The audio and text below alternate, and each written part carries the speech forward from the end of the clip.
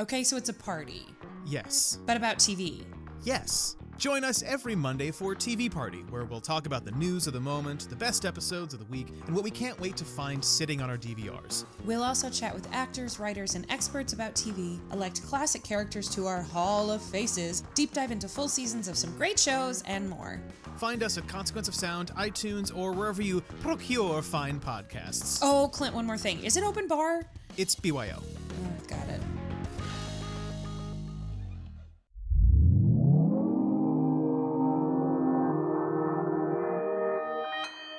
Consequence Podcast Network.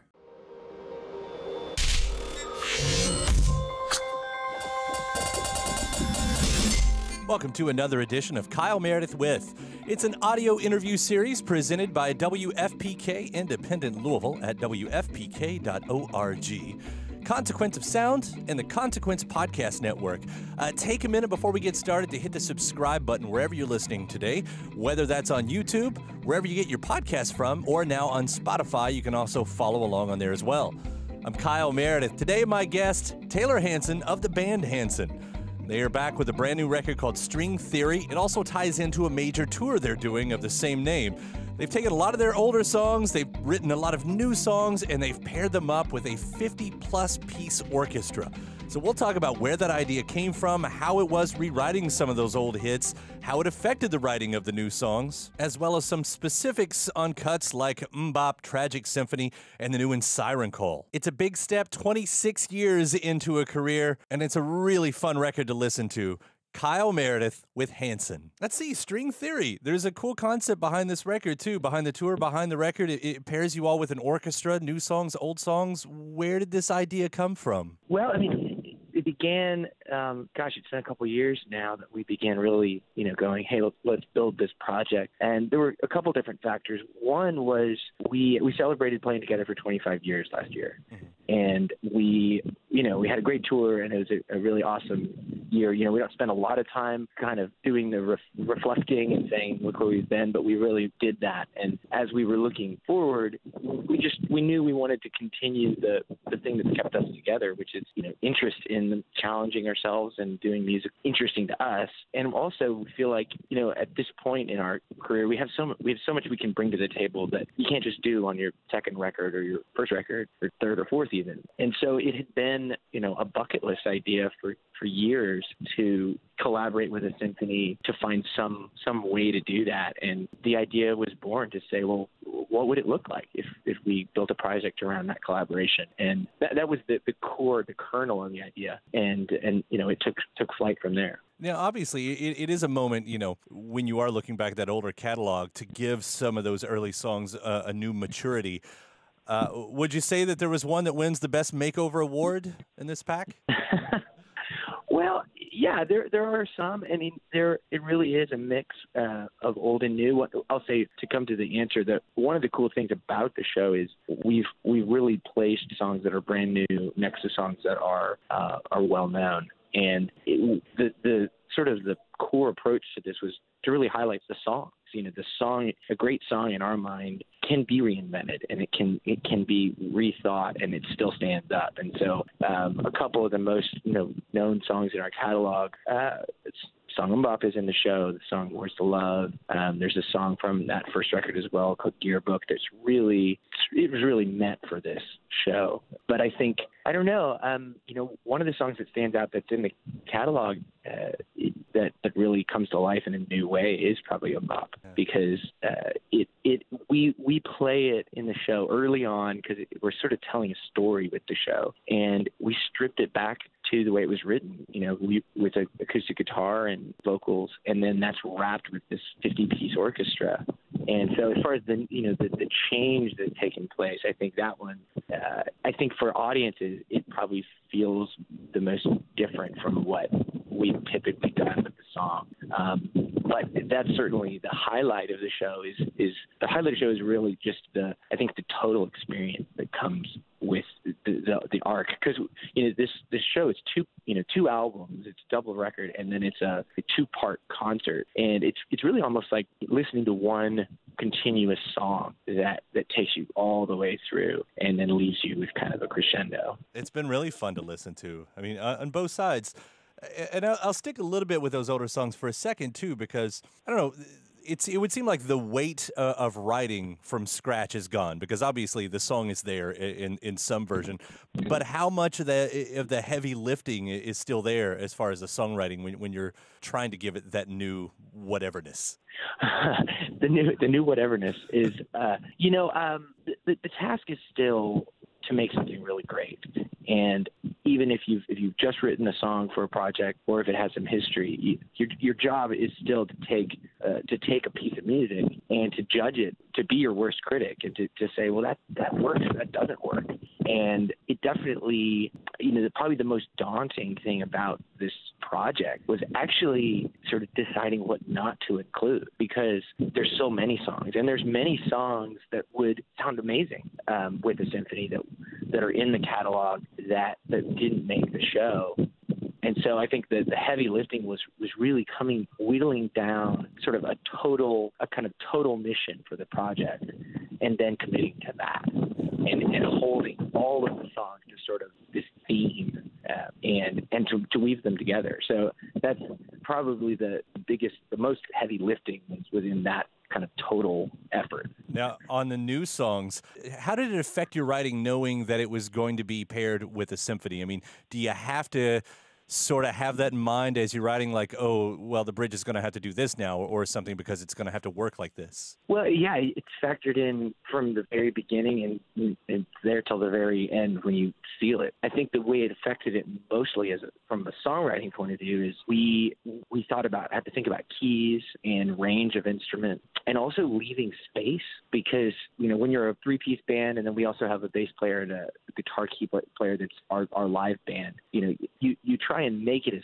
full as you can with five guys. And we don't typically have any, embellishments live, as far as, people oftentimes have production or loops or, some things with them, but, we've never really done that. And so it was an exercise in sort of editing out the space filling elements, and to say, well, actually we should pull out one part here, and we should leave a break. Instead of a guitar solo, we should let the symphony step forward, and keeping in mind that, the bandwidth, there's a lot more to pump through that pipeline musically. And so we had to a lot of times say, there's less here is actually more, because the more is this huge powerhouse that's with us, which is this whole symphony. But at the same time, you've still got to tell your story within the song. Like, that's still got to come across. Yeah, right. And we're not just like sitting there crossing our arms and being like, hey, look at these guys.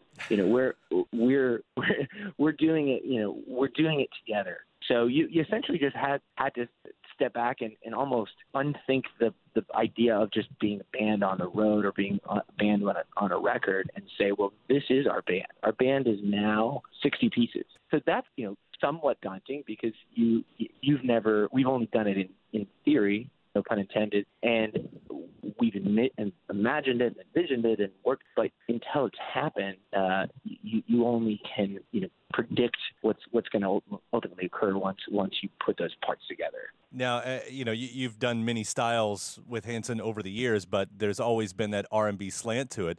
Did you have? Was it a challenge to you to find out how to blend your love of R&B with the orchestra template? Like, is that naturally there, or do you have to work with it? Well, yeah, R&B is. Soul music and early rock and roll is what we cut our teeth on. And that's in our singing, and that's in our, for sure it's ingrained. But we also have a real love for craftsmanship, for, singer-songwriter, sparse writing. Artists like Billy Joel are like our idols as writers. And so we did have to check some of those qualities at the door on this project, because there's a lot less of that in this show, probably less than most of our projects, because that is not as much the thematic tone of the project. So yeah, we had to keep it in mind and push forward, sort of like you have a bunch of things on a fader on a console, like different qualities of and you pull one back a little and push another one forward. Looking at those songs, Tragic Symphony is in there. Was that just a shoe-in for the title? Yeah, it's that. It's like, well, there's a symphony in it. Put it in.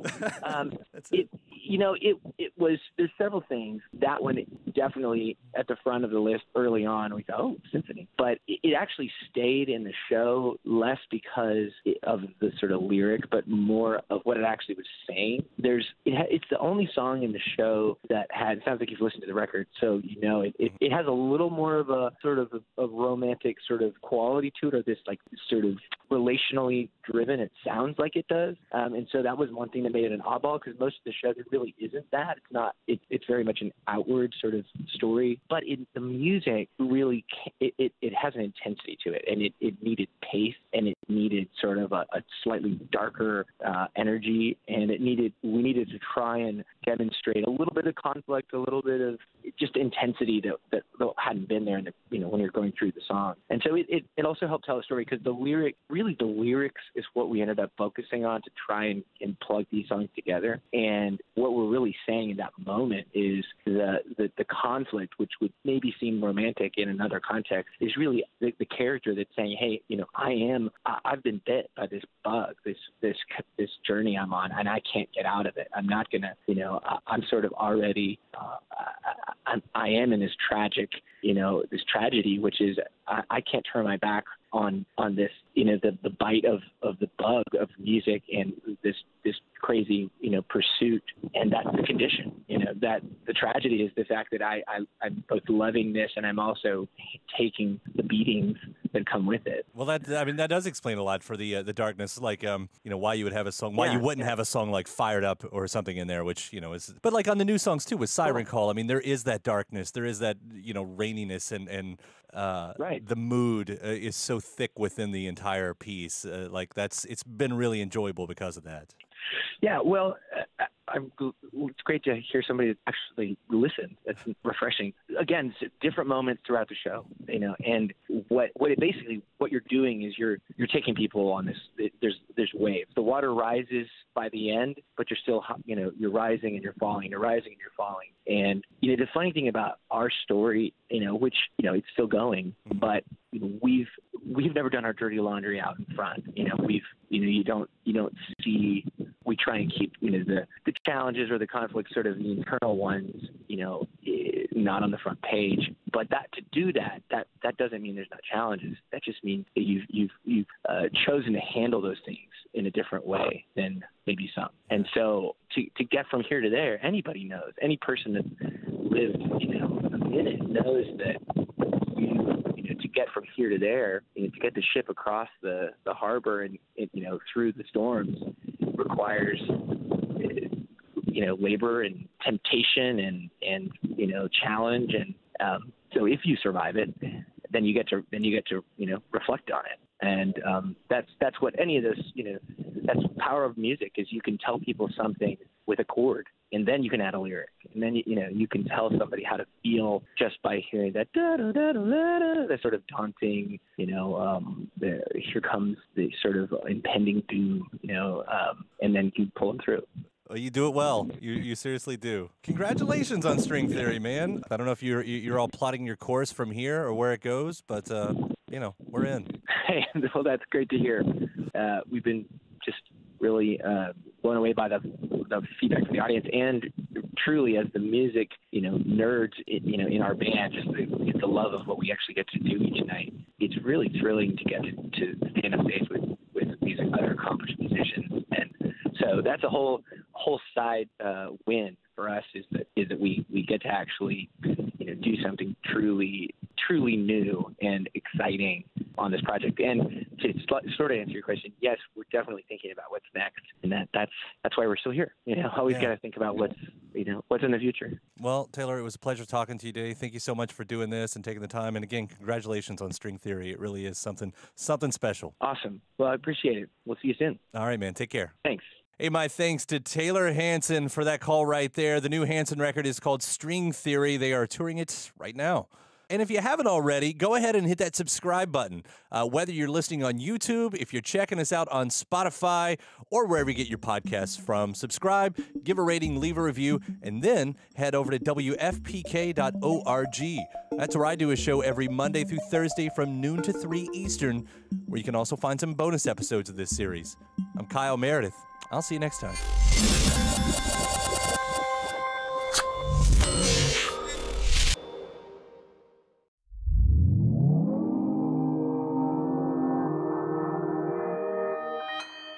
Consequence Podcast Network.